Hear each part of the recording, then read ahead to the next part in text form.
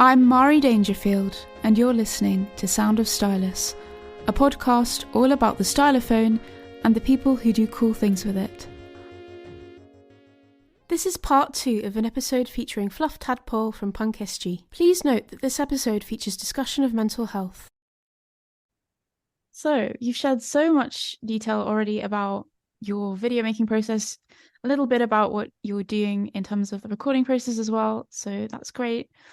Would you be able to tell us a little bit more about any particular preferences you have when it comes to making music with the stylophones, anything that makes your life easier, any gear or anything at all in terms of process? Yeah, I can. At mine and Matt's, part of the reason that I love the iPad so much is its portability. So when we started recording, when we started this project, I said to Matt, that's where I make my music, and it's the easiest thing for me to carry from one place to another. So basically, in my little studio here, I have a mixing desk and my I/O for my iPad. And I generally record all the music myself. And then if there's a line that Matt is going to play, I'll write that out for him and give it to him. So when I'm at home recording a bit of music, I always use my iPad. Generally, I actually DI whichever stylophone I'm recording at the time. Often I don't go through the mixer because there's not a lot of point when you've got your I/O right in front of you and you can plug your 350 in and then in a flash plug your Gen X in or whatever. And then basically when we started it, I kind of already was set up musically. And when we started PNK SG, Matt has now mirrored basically what I've got here over at his house. So we have another I/O, a better I/O actually at his house now. And he's got the mixing desk with all the stylophones there plugged in already. So when we've so usually I'm not actually trying to record anything other than one stylophone at a time. So the way I do it is, obviously, if it's my own tune, I generally still will write them on in GarageBand first, because it's such a great note-taking bit of equipment that to be able to go in there and just go, let's grab a Hammond organ sound up and play some chords or whatever, is brilliant. And so I'll generally write out or record all my music in GarageBand first, and then I have to go back into each track and often write down then each note that I'm going to play. So often, I'll have, if I'm playing a seventh chords or any chords with extensions, then for every, that would then be 4 stylophones I'd need to record. So, if I want some organ backing, that'll be 3 or 4 stylophones. I'll record it first using the chords, using GarageBand, then I go back in, write down each individual note I've got to play for each track, and then go back and start recording. And so it's, on the whole, that's really good. It works perfectly for me. I mean, something like Hawaii 5-0, actually, when you listen to it, it doesn't sound like there's that much going on. But if I do trumpets, one brass sound doesn't sound good on its own. So if I'm going to do a trumpet line, sometimes I'll split the trumpets up and have, I'll record one, for example, on the 350, you've got your different brass and strings. So I'll say I'll record one on brass 8. And then so I don't get nasty interference, I'll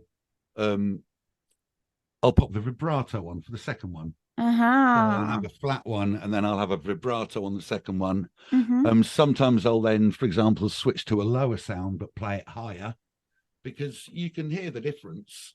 Yeah. I do anything I can just to try to avoid that same noise interfering with itself. Mm-hmm. So whether it's putting slow vibrato on one of the tracks or fast vibrato on another, just anything to make the sounds different enough that they don't act nastily with each other. Mm-hmm.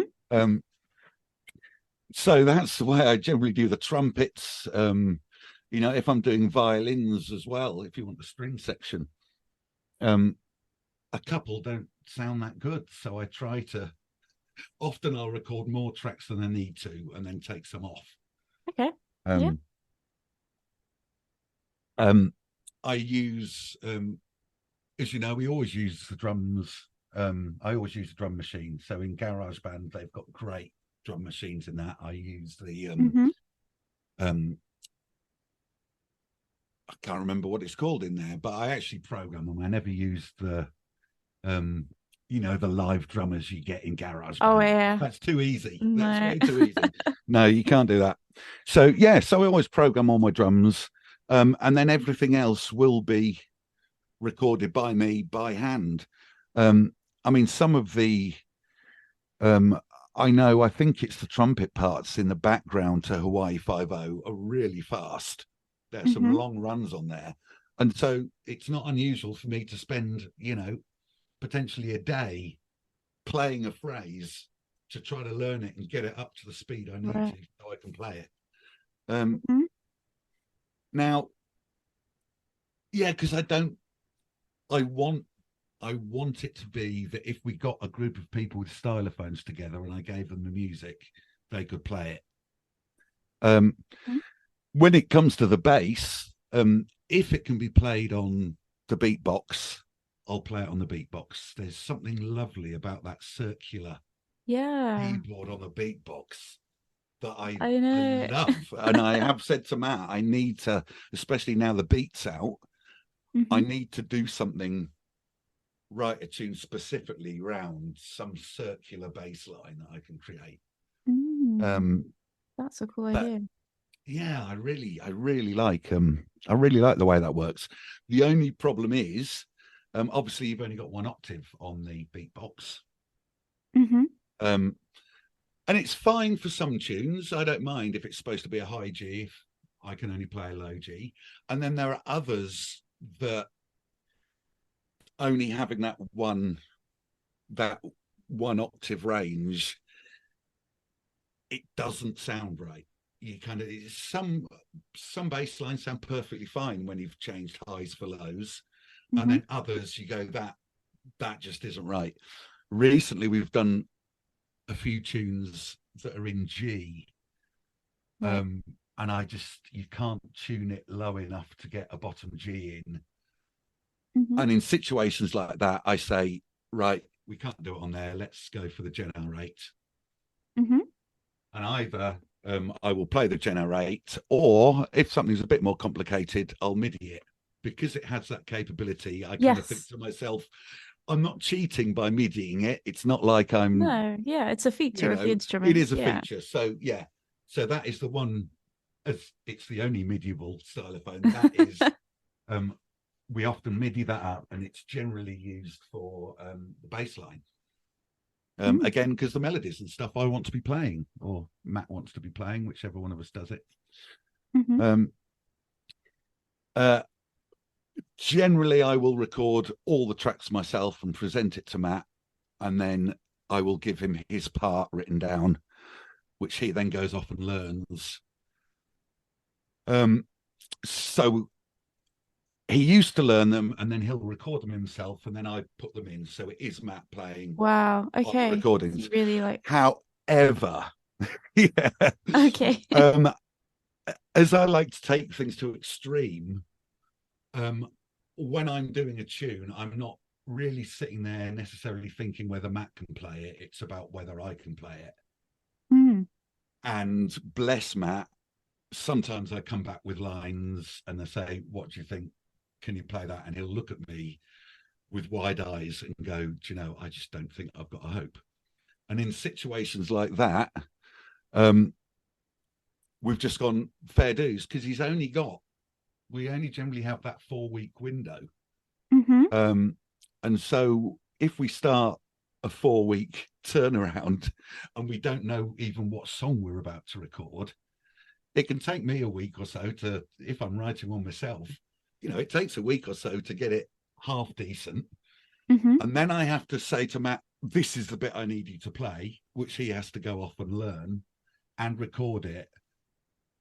And all that is squeezing the window he's got to complete the video, you know. And so we have got to a point where sometimes he looks at me and goes, I don't think there's a hope in hell. We're just going to have it. Yeah, we'll keep it as yours, Dave, and then we'll make the video. So often, if you don't see us playing in a video, it could be because Matt just didn't have time, or, you know, to actually learn that part. And at times we've actually gone, he's going to kind of gone, let's just not bother with a part for me. Let's just, you know, Dave, you get the music done and I'll do the video. And that's where we always fall back to, you know, on our, when push comes to shove, that's the way we always fall back to. I'm the music man, he's the video man. In terms of like the process where you're like, you've recorded everything, you're happy with how it's all sounding in terms of like how you played it, all the production, everything. Now you're kind of mixing the track. Is there anything that you like to do to polish it? Anything that you like to add in terms of like effects? Yeah, I mean, I do add a lot of effects. We started off, I mean, it all depends what kind of tune it is and what song it is. If something, you know, we like our old TV tunes, and we like, you know, I've for many years been really into library music, Alan Hawkshaw, Keith Mansfield and the likes.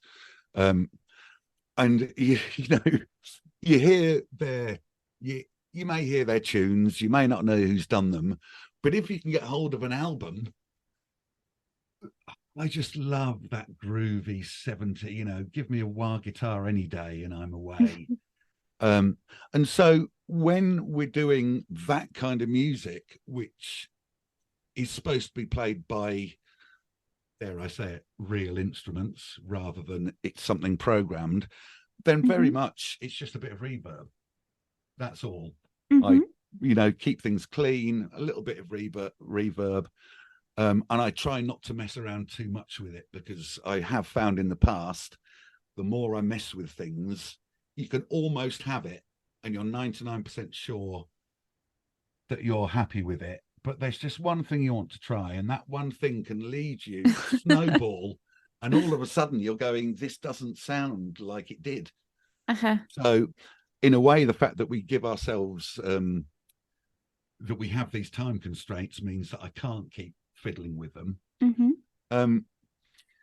And if something's supposed to be natural, I'm not going to just throw effects at it for the sake of it. The early tunes, when me and Matt were both playing and we intended on being able to play them live, we would both have a 350 through a guitar pedal each. And we've actually got, you know, I've got, for example, some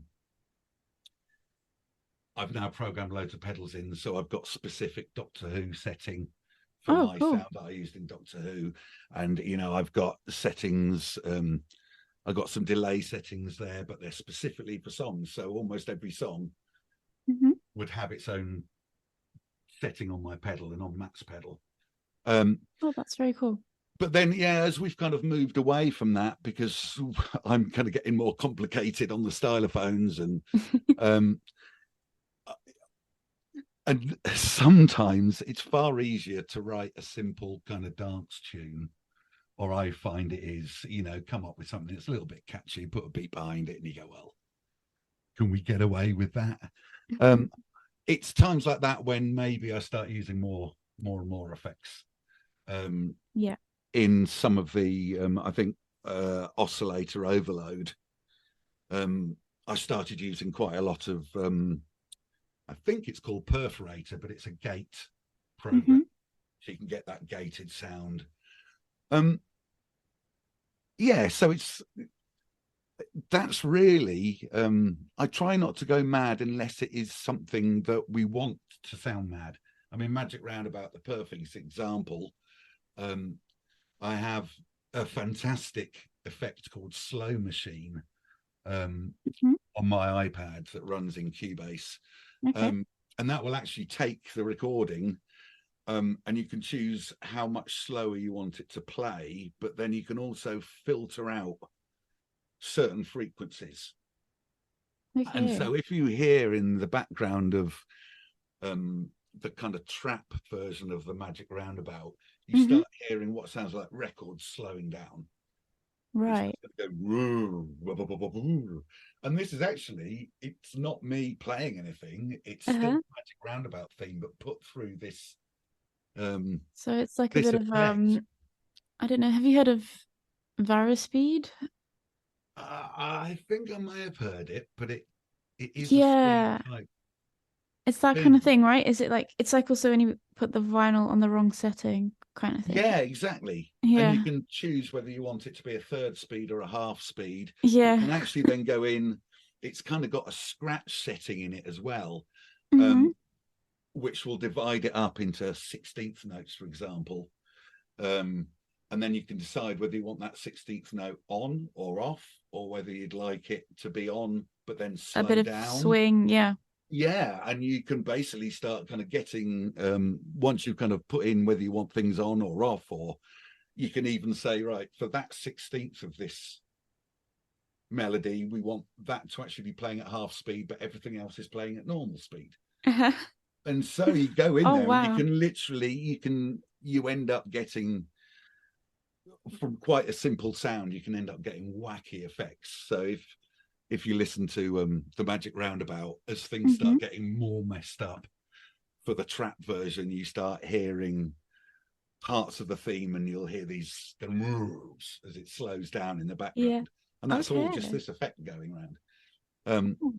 So yeah, there's a That's so few little cool. things that I like that, but again, when you stick an effect on that does something so specific, you can't keep using it all the while. I've used it in a couple of Yeah. songs, but you kind of have to go, not all the time, otherwise people will just go, oh, they keep using that same effect overnight. It's so good. Oh, um, but that's so cool. yeah, so that's generally the That's way so we do fun. it. And then obviously, if it's something we're going to perform, I can just take my iPad over to Matt's, plug it into his mixing desk. We've got our stylophones there, and literally we just turn off our two parts that we're performing, and we're off. Um, so that's generally how I multi-track. And again, using the iPad, going over to Matt's, plugging in, I can record there as well. So Amazing. it doesn't You've it already got doesn't your tie me down. Yeah, it doesn't tie me arrangement. down. Yeah, it's great. And as I said before, I was never a big iPad fan Hmm. um, until I tried one.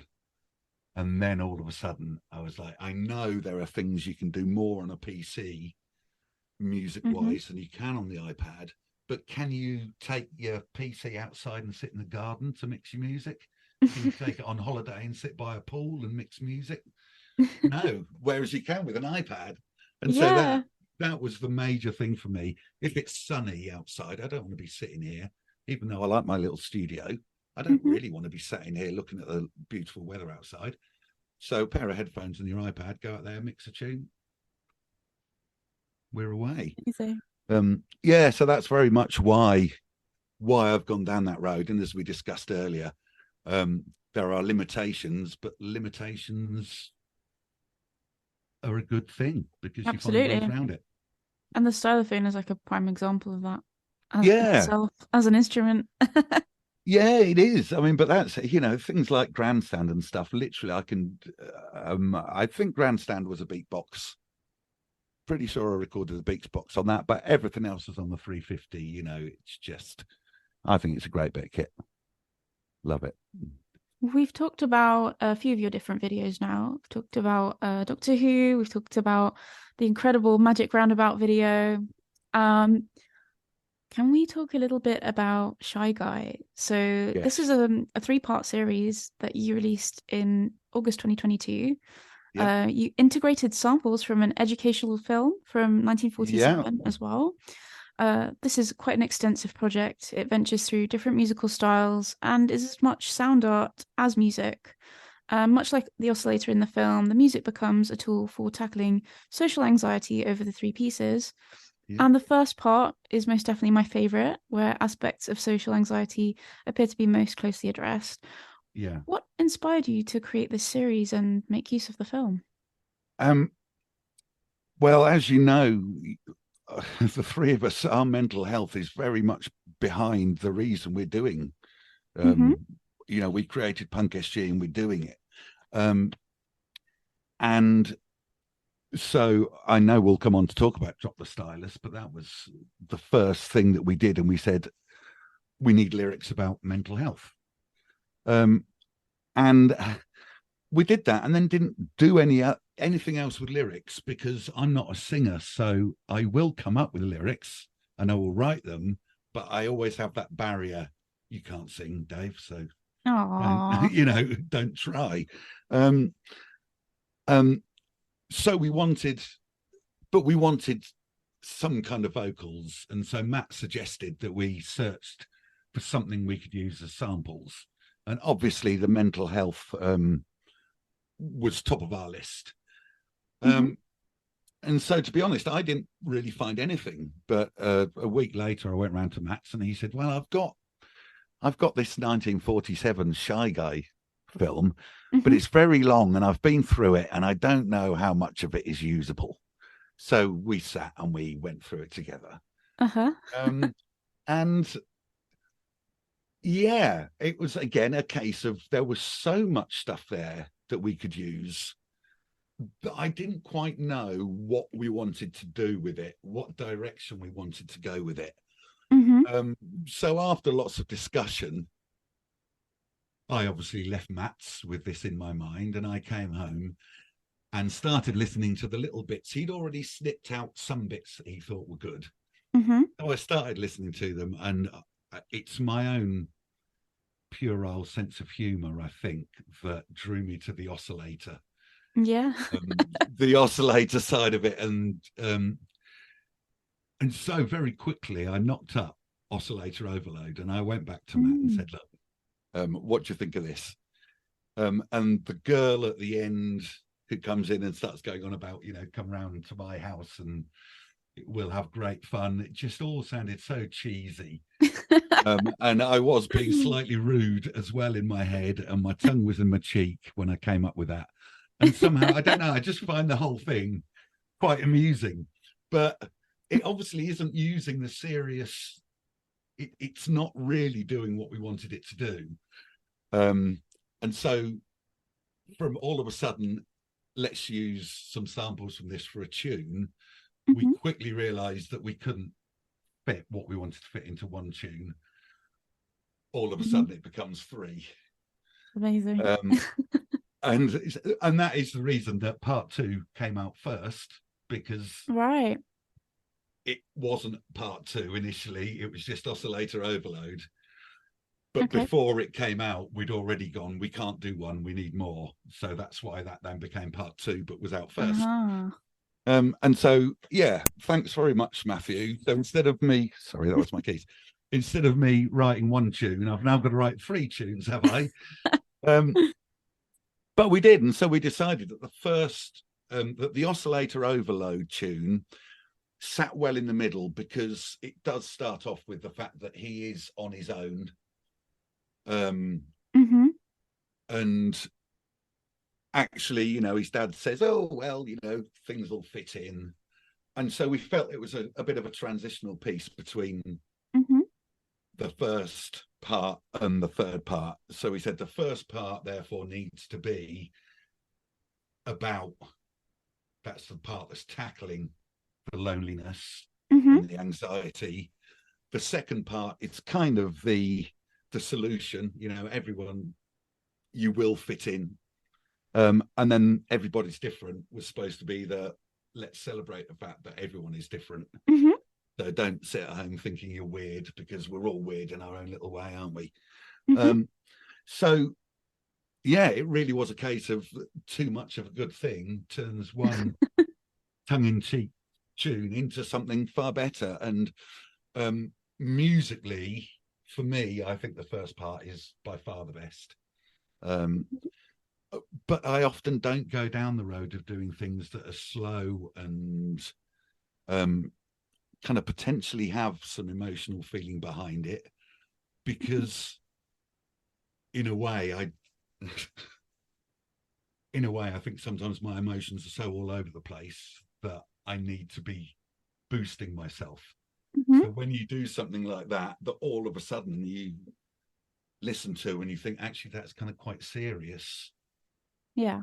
Um, yeah, it doesn't necessarily bring about the emotions you want it to bring about, but it does what we wanted it to do, So, and then you've got the fun parts in the next couple. Hmm. But from a music point of view, I was really pleased with how that turned out. Really pleased. It's a really, really beautiful series. It really is. Thank you.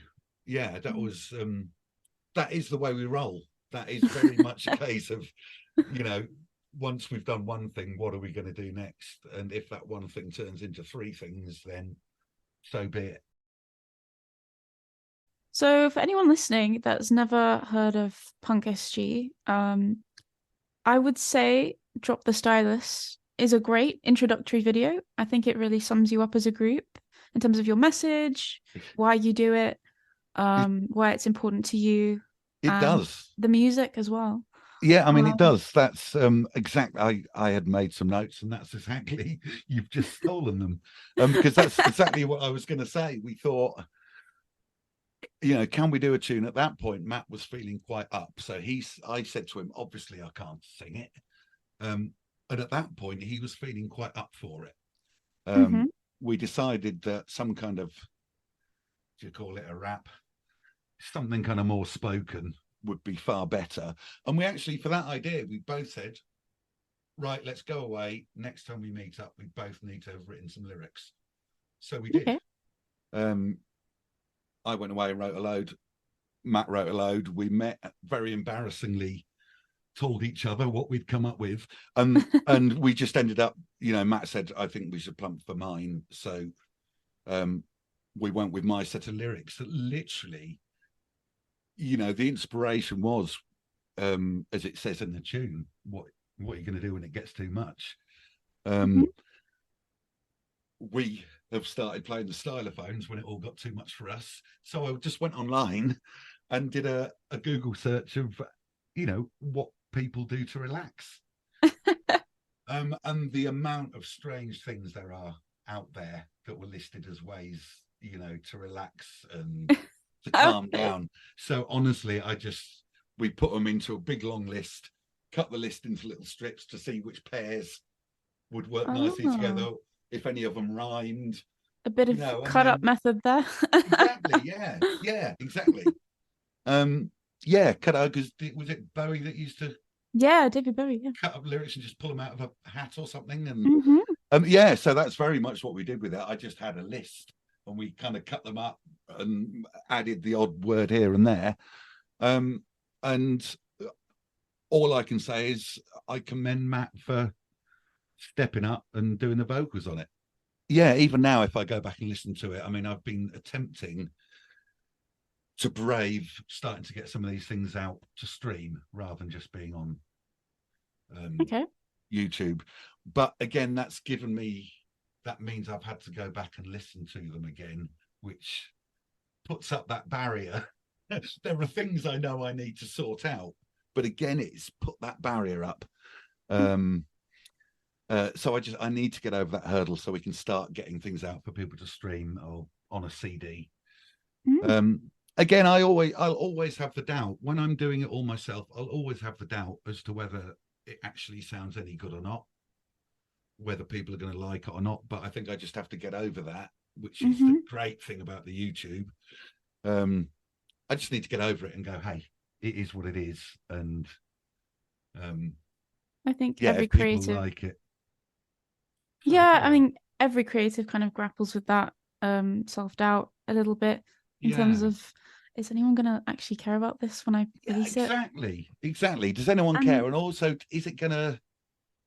does it sound vaguely professional, or does it sound like some idiot in his bedroom? You know, that's the I think like after we spent like so many hours with it, like kind of lose that objectivity, right? yes. Yeah, And you do. sometimes Absolutely. it's great like when it's finally out there and you get the feedback and it's positive and then you're like, Yeah. okay, Yeah, absolutely. this Absolutely. passed. Yeah. Yeah, that's it. And so when yeah, you get the good feedback, and now And you I get great kind of feedback on your videos. You get put some lovely another. comments. We have had lovely comments, and I do read them. I'm not great at answering them. Again, it's so much not my bag doing the social media thing. Hmm. But I do, and anything that Matt thinks I need to answer, I will always go and answer. Um, uh, but yeah, it's a scary thing putting stuff out there and then allowing people to comment on it and see there. But everyone's been so nice, and it's what's Hmm. helped us keep going. If we didn't get Yeah, the good comments, we wouldn't have carried on going. it's so So crucial as well for you know when you share something, you want to have some nice feedback about it, you know? You want you that do. affirmation that you're doing something good for the world, you're You doing something do. that is, positive, other people get Yeah, something from it because as well, my own brain won't ever give me that positivity. My own brain is constantly just saying, no, it's rubbish. You're rubbish. What are you bothering? Go and crawl into a corner and die somewhere. When your head's like that, and so for other people to say this is all right, I go, oh, that's that's not that's that's not too bad. Maybe we should be pursuing this and trying to do this and not let my own mind scupper us, which I think often it does. I think your own mind can be Mm-hmm. one's own worst enemy. Mine definitely is. Mm-hmm. But Definitely. as far as Drop the Stylus goes, that was great. I mean, I mentioned my mother earlier. She believes in us. No matter how Oh, old you get, if your mum is still with you, then they're always going to help you out. And it's her oh, belief as well that's helped me and Matt, carry on doing this. that's really lovely. Um, it is. She's a drives us mad at times, but she's wonderful. And what can you do? Yeah, and she always loved Drop the Stylus. That's her favourite tune. Um, One of my favorites and too. yeah, and I must admit now, when I was going back through things, thinking, should I be getting this sorted out for release on CD? Actually, Drop the Stylus is one of the ones that I listen to and go, do you know what? I don't feel I need to do anything to it. It just Hmm. sounds good. Um, one thing I do always do that I didn't mention earlier when we were talking about the recording is I do always attempt to master my recordings. Hmm. I don't know whether it's something you do or on your YouTube channel or whatever. Hmm. Um, but I have friends that dabble in music, and I say, "Oh, well, I mastered this," and they look at you and say, "Well, does that make any difference?" And I say, "It makes such a difference. It's kind of Yeah. it's the beeswax on the table you've just made, isn't it? Hmm. It's the little polish that can, yeah, really pull things forward, and somehow by mastering, it congeals everything into one sound. Hmm. And so I would always say to anyone, if you're going to put any music out, master it. More recently, you shared a tune called Stylophonic Shears. Absolutely love that title, by the way. Yeah. Um, and that's on your YouTube channel. It's beautifully showcasing one of your greatest strengths as musicians, which is coming up with funky original melodies and performing them mostly on the Stylophone 350S.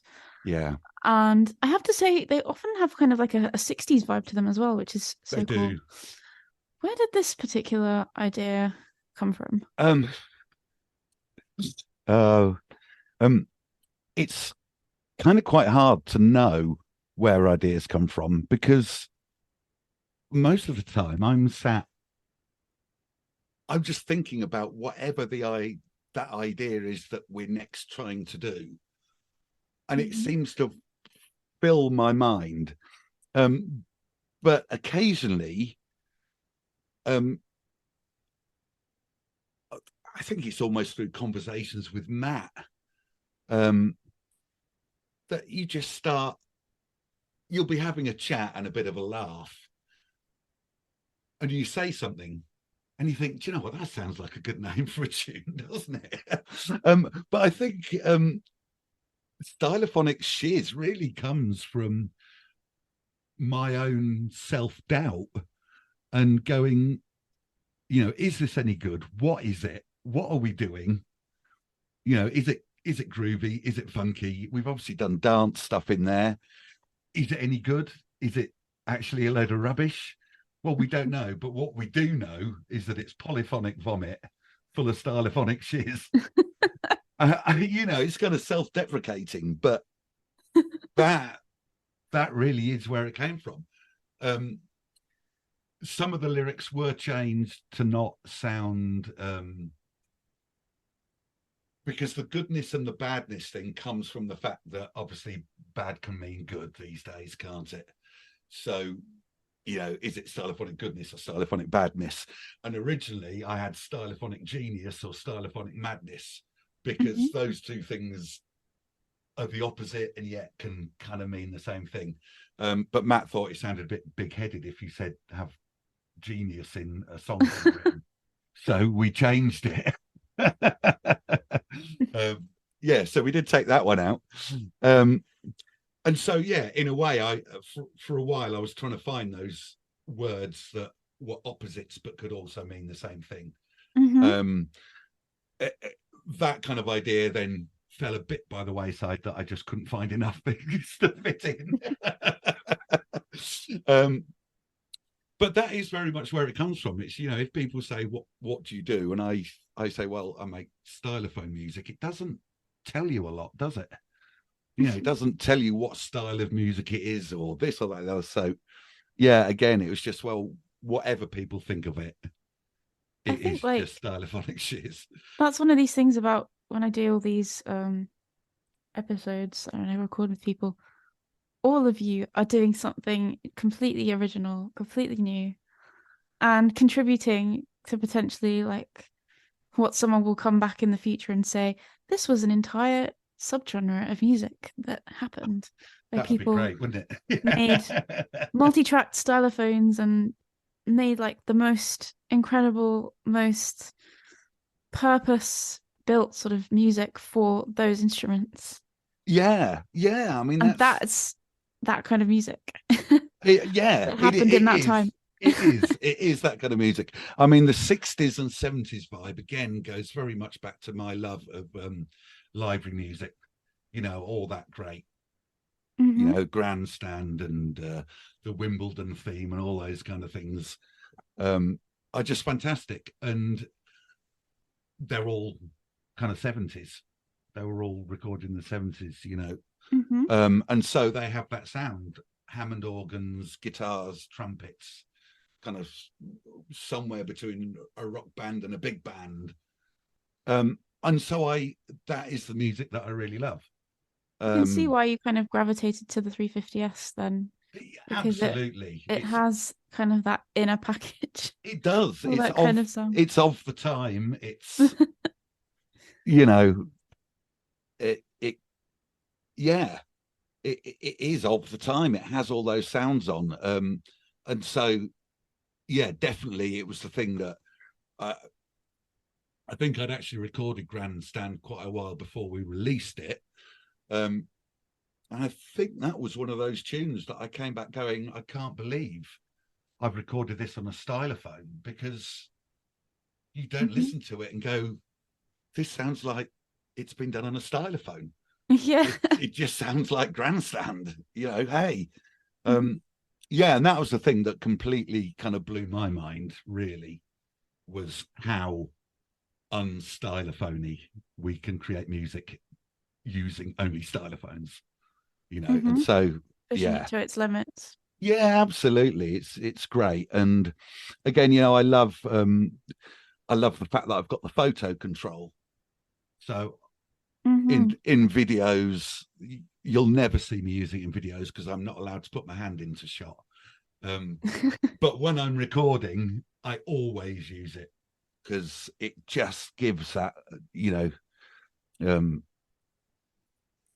It's like a it, theremin, isn't it? Like that yeah, sort of it gives it, it just it makes gives you things that. interesting, and yeah, it gives it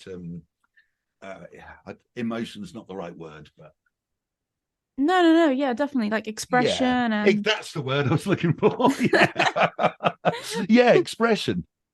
Um, Mm. yeah, and so again, this, as we said, stylophonics really is quite self-deprecating, and it's me trying to work out what I'm doing. Um, I do actually do the vocals on that. That's the first time Oh, ever that I've done any vocals. Um, ob- wow. Obviously, it's not singing; it's very much spoken. Um, Yeah, uh, and that that really comes from my love of Frank Zappa. Don't know whether right. you're aware of Frank Zappa's music, but Mm-hmm. um, he's one of these musicians that I think I heard him say once that he basically strangles his guitar. He doesn't Okay. feel he really knows, so he get Steve Vai, who is fantastic guitarist. He'd get him in to play all the real technical stuff. But Mm-hmm. so even someone as great as Frank Zappa had his doubts. Mm-hmm. Um, um, and quite a few of his, if someone else isn't singing on it, often he talks over a lot of his music, and he's got a really fantastic voice. And so this was very much a case of me trying to do a vague British impersonation of a kind of Frank Zappa Right. low, low, deep voice, because I thought that's the only way I'm ever going to get away with recording my voice onto a Oh, tune. no, it Yeah. works wonderfully. I love it. It's really, really So cool. yeah, so it does mean that if I do more that I'm going to vocalize, they probably all will be spoken. So I Maybe make that's them. gonna be like your signature thing. That'll be Why the not? yeah. I mean, that's it. Make the music in the background is the funk and the groove and what's grooving you along, and the lyrics are there. You have to, it sounds right with a kind of slightly deep voice over it. So yeah, so that was actually quite nice because it was again another big step for me to dare put my voice on anything. Um, and I think that's another joy of working with Matt is the fact that we have these discussions. We decide what we're going to do. He'll throw ideas at me, and I throw them back, and I throw ideas at him, and he throws them back. Um, Mm-hmm. and he's always excited to hear how the finished tune is going to is going to sound. Mm-hmm. He often hears when I've done 2 bars and going, look, this is a little idea. What do you think? And but he always loves hearing that finished version of it. And the same with me with the videos. I know I have a lot of input into it, but I don't have to sit there and do the editing and spend those hours on it. And so Mm-hmm. when he plays me the final one, it's always a joy. I get a kick out of watching it because I get to see what he's been doing. Yeah. I don't sit there going, oh, look at us, aren't we great? I sit there going, well done, Matt. You've come up with a corker. I mean, I loved That's a lovely thing. Yeah, that's a yeah, lovely thing. surface tension was a recent Mm-hmm. thing. That yeah, I was astounded at his video because we'd said we'll do it a simple video for that. Mm-hmm. But just the way he managed to tie all the footage into the underwater, to being underwater and breaking the surface and stuff, I just thought was brilliant. And I hold my hat out to him. No, but it's great that you can have that collective experience as well, It where you is, and can honor yeah, each other's work and yeah, it is, it tap each other is. on the back and It is, yeah, we do. yeah. We do that, cheesy, but we do the high fives when we get something. When we've done something, high five. Yes, we've finished that. Excellent. Right. Now what have we got to do? What's next? Yeah. I feel like Drop the Stylus, Stylophonic Shears, Surface Tension, Shy Guy, all of these, they feel like, even if they're not intended to be, they feel like they could belong to a larger body of work that sort of tops and tails. Like Drop the Stylus could be like the first song, Stylophonic Shears could be like the ending number, and then you've got all these journeys in the middle. Yeah, I mean, that is very much what I'm thinking about for the for getting a CD or something done. You know, trying to put them in the right order. I mean, again, Matt turned around to me, because we have this kind of a bit of a split between kind of dancey music. Well, I like to think all of it's dancey music, but more what sounds like electronic dance music, and then our kind of groovy side. Yeah. And yeah, I mean, Matt said at one point, do you think we should actually wait until we've got enough tunes that we can put out one dancey CD and one kind of more retro CD?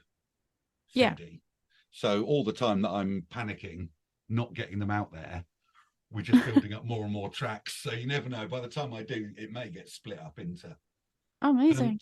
No, and yeah, that's why I was mentioning Matt. The fact that he always comes back to me and says, "Dave, it's not just the fact that you seem to be knocking up tunes, but each one of them to me sounds like a number one." You know, he thinks they all, which is a bit like you say, they all have their own kind of little life, you know. Yeah. And yeah, very much you need to be careful, or I will definitely take care if they end up on CD, what order things go in, because you want it to be that journey, don't you? You know, from one to another. Absolutely. And if it ever comes to be, I will most certainly appreciate it. I'm sure anyone who's a fan of Punk SG will very much appreciate it. So yeah. Well, yeah, hopefully I will. If you know, to be honest, that's the motivation I need. If you know, just you, if there's one person out there who I don't know, like I know Matt, who says I enjoy what you do, that is a massive kick. You know, that is brilliant. It means that we're doing something right somewhere along the lines, doesn't it? Now, in the last few months or so, you've ventured out into the world of merchandise, which is wonderful. Yes. Can you tell us more about what's going on there? Well, again, you know, the big idea, as they say, was to attempt to raise awareness of mental health and raise money for it.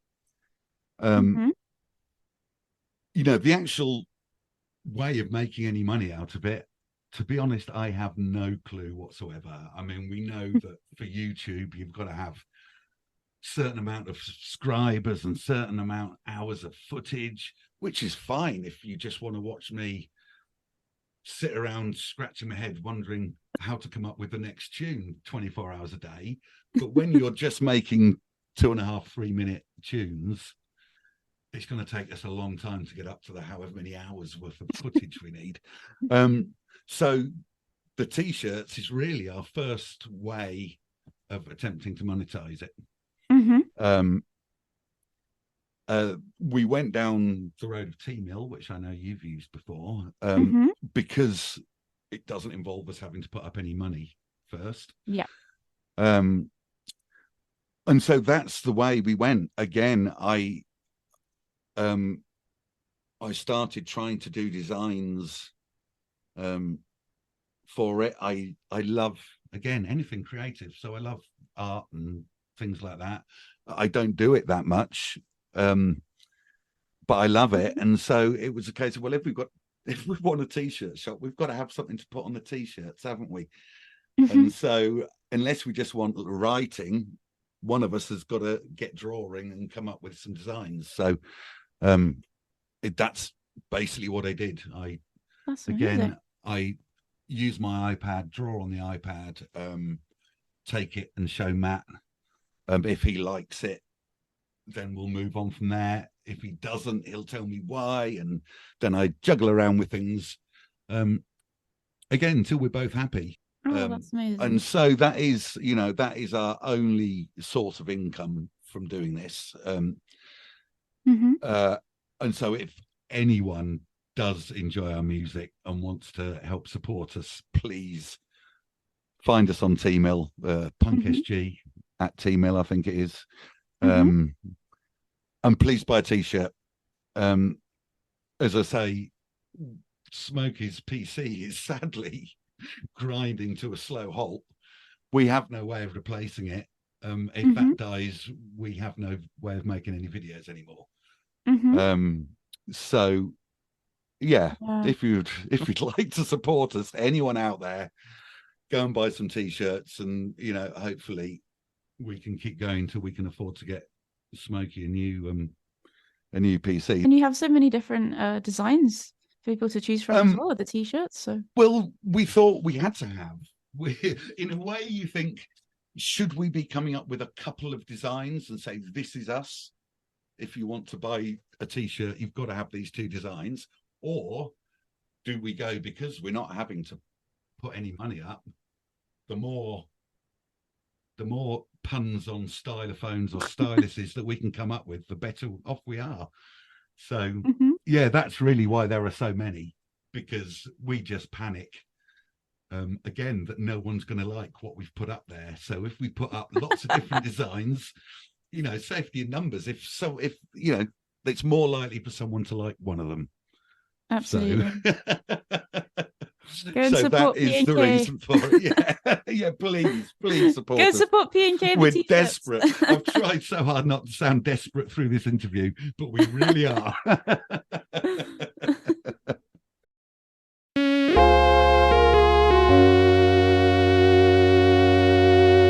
It's time for a game of Stylophone Stylus Zone, our new game for this series. Dave will have up to a minute to come up with a funky beat on the beat and or a stylophone melody. Okay, 3, 2, 1, go!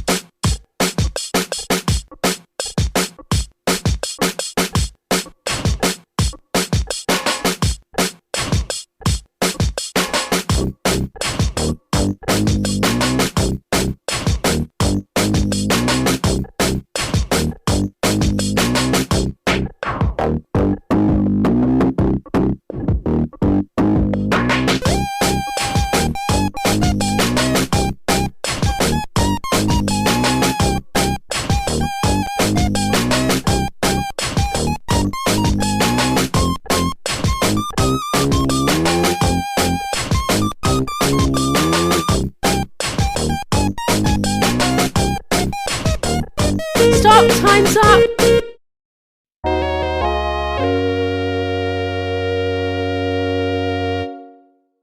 Well, Fluff, it's been such a pleasure speaking to you. I'd love to ask, if I may, what is kind of lurking behind the scenes? What's next for you as a group? Anything exciting planned? Any videos or any other projects we can look forward to?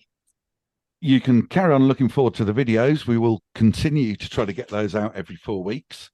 We're currently working on our Halloween video.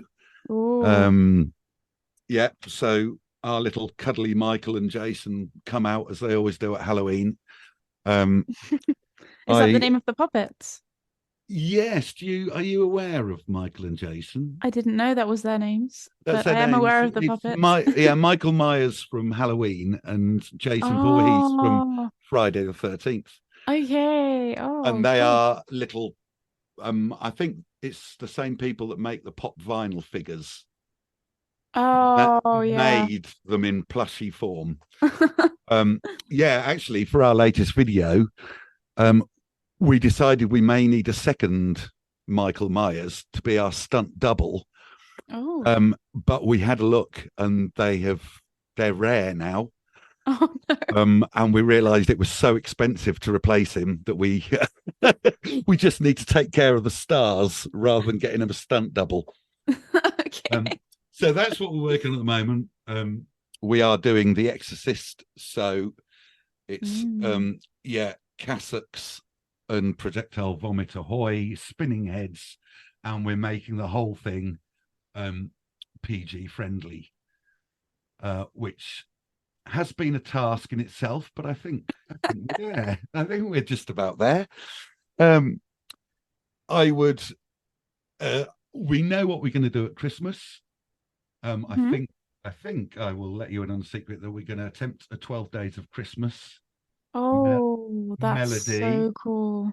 So we will start off with Very one good S1 idea. and then potentially 2 of a different version of S1s, and then 3, S2s, 4 Gen 8s until we have a Wow. cacophony. Now, Matt's collection isn't quite that large. I don't think he's got 12 Gen 8s. So Well, don't maybe tell he will by anyone. the time of Don't tell anyone, but I may have to multi-track just one. But you will hear 12. Okay. Yeah, that was the idea that we had for Christmas this time. Let's do 12 days of Christmas, but each day a What a different great sort of idea. stylophone. Yeah.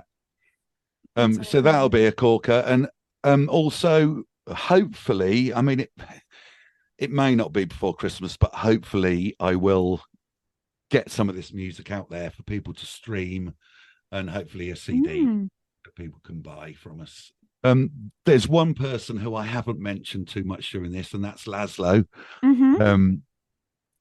He is always going to be a part of what we do, but Northampton and Kettering are only a stone's throw from each other. Poole, however, is a long drive away, and so it'll be lovely to somehow integrate him more into what we're doing. He looks after the website. We do have a website, so go and check that out.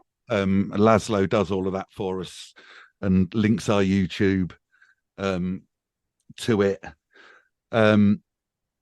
And he used to do the voiceovers. I know on some of the old videos there is an announcer at the beginning. Okay. And so he was doing those for us. But as me and Matt have got more ambitious with what we're trying to do, it's harder for me then to think of something else for someone to do. So it's not, it's because I haven't really been able to provide him with anything to say because I've been so busy myself. So that would be great to get him more involved in it. But otherwise, all I can really say is it's onwards and upwards, and mental health, willing. We'll carry on and hopefully get bigger and better. And please do tell all your friends about it. Because again, the more people we can see that have subscribed to the channel just gives us a boost. I think Gremlins has been our biggest. Oh yeah, biggest. That's a really cool one. That's the future is very much, and we may end up branching out from the Stylophonic Gift Shop and attempting to do some of the other ideas we had. Okay. Anything we can think that we can put under the SG banner. Right. We were thinking of having a serious gripes channel and getting one of you may have seen the odd character such as Everton, who is a black and white tiger, crop up in our videos, and an Arctic fox and a white rabbit have popped up. And Everton Mince is a really grumpy tiger. And we were going to have a little chat, a little channel for him to moan about modern life. So that may come off. So that had come under serious gripes. Amazing. The way I see it, and what I always say to Matt is, look, we're doing something at the moment that we're managing to do.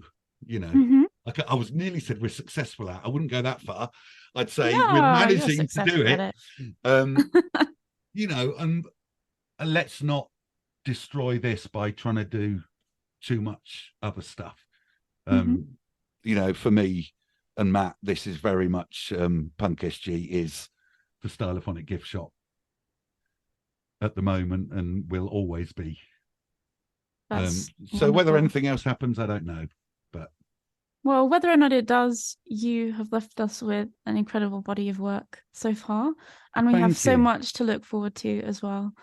And I very much look forward to seeing what else comes next. Thank you very much. It's been a real pleasure talking to you, Mari. To see more of the wonderful Punk SG, head to pnksg.co.uk, find their merch at pnksg.tmail.com, and find them at pnksg on YouTube and at pnksg_smokey on Instagram.